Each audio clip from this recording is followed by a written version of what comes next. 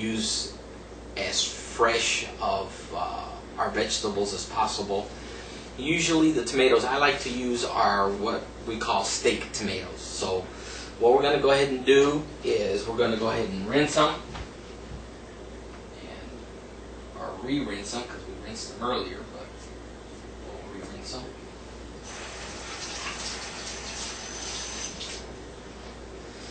And then what we do is we stick them on a grill. Typically I like to use a cast iron grill. Okay, and we'll put those on there to grill.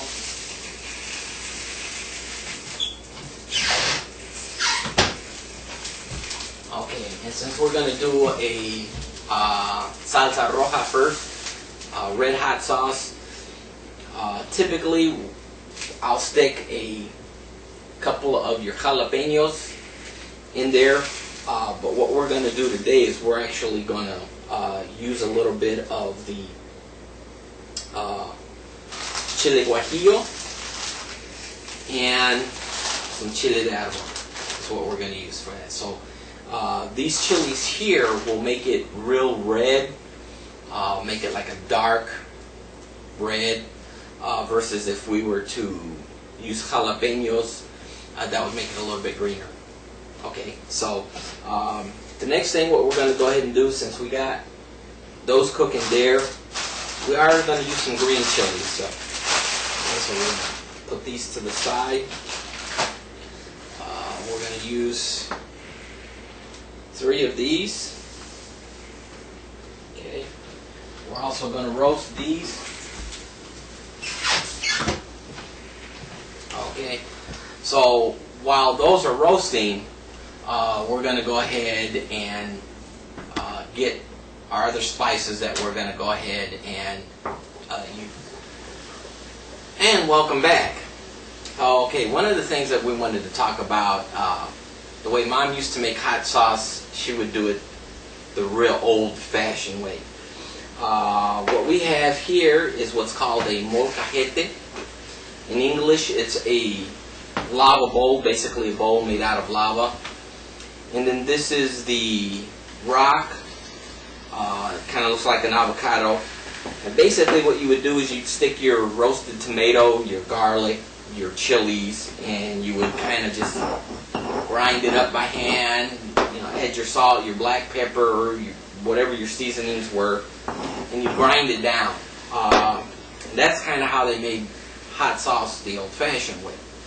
So this way you have an idea, and later on we'll actually do a segment where, you know, we're going to do it all using the molcajete. Okay, so getting back to our salsa roja, what we're going to do today is we're going to use a white onion.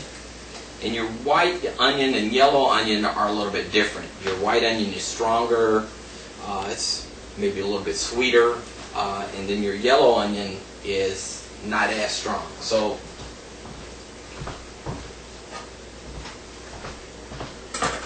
what we're going to go ahead and do, we're going to go ahead and cut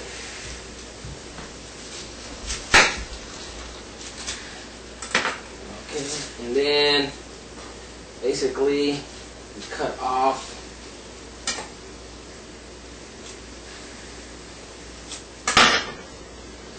and just pull off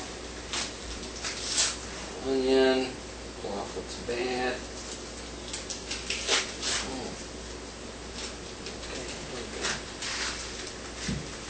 Alright, let's just move this to the side here.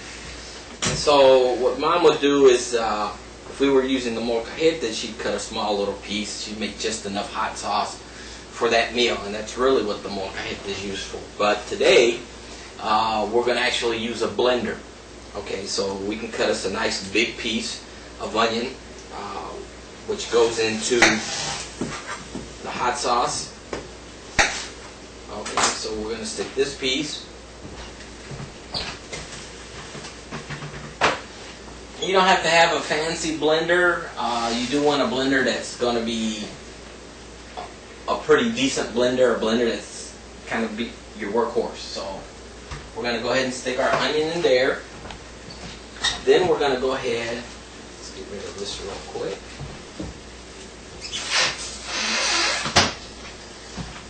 We're going to go ahead and grab us some garlic.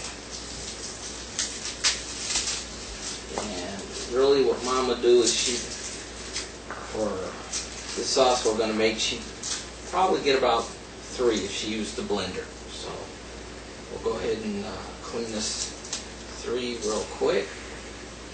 Okay, and we're going to roast these 2. The garlic doesn't take long to roast. Okay, and then we're going to add our spices.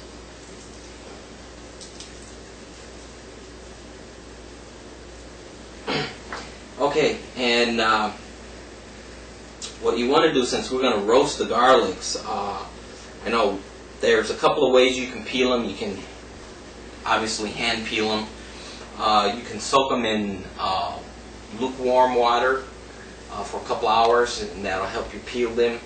I know one of the other ways that you see on some of the other shows is they'll take a piece of garlic and they'll mash it, and typically, you know, that's fine. But in this case, since we're going to roast the garlic, we want some of that roasting in there. We don't want to do that, so we're going to go ahead and throw these on the griddle real quick. Alright. Woo! Oh, the chilies are getting nice.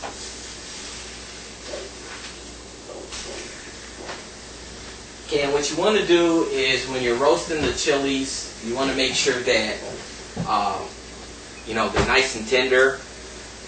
With the chilies, you can do 2 things. You can leave the burnt skin on, or you can peel it off. Mom would typically peel it off. If you leave it on, and so you know, it does leave a slight tart taste, but it adds a little more color to it. The tomatoes, when you're roasting them, you want them to be nice, soft, and tender when you blend them. The garlic, you want a light roast, and then you want to put them in the blender. Okay, so right here we got our salt, our black pepper, and 2 salts you can use. You can use the iodized salt, which is most common, or you can use sea salt. The difference is that in the regular table salt that you would find, the iodized salt, you don't have the iodine in there, which for your body it is somewhat important. Your sea salt is a little bit healthier. It doesn't have that. So you can choose whatever you want. And then we have your regular black pepper. Okay. You can also put, some people use a cumin seed.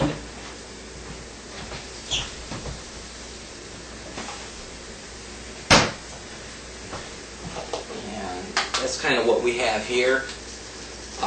And typically I would say go with this. It's a little bit more fresher. If you can get them fresh instead of dried, even better. So what we're going to do is we're going to go ahead and camera lady here wants to see the cumin seeds, so we're going to go ahead and use these instead of the powder. So we're going to go ahead and put some of this in. Oh, okay, here's the blender. Aha, we moved it. Okay, throw that in there. Okay, your salt and black pepper you want to add to taste. So there's no real specific amount. Cater to your taste, to your wants, your needs. So we're going to add your salt. Put a little bit more. It's a little spicy. Okay, and then we're going to add just a pinch of the black pepper. We don't need much. Okay, we're going to come back over here and we're looking at the garlics. Ouch! And the garlics are looking good. So what we're going to do now, okay, we don't need them roasted on all sides, as long as we get some kind of roast in there. So we're going to go ahead and add the garlics.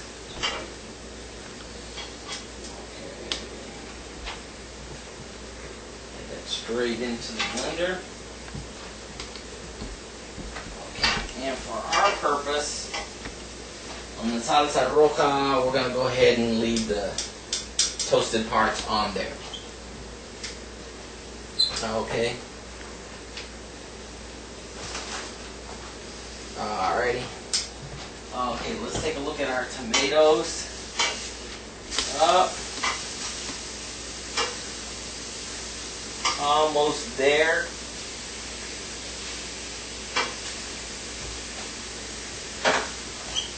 Okay, so at this point we've added our onion, our garlic, our seasoning, our salt, our black pepper, cumin seed or cumin seed, and you can use your seed or your powder, whichever you prefer most.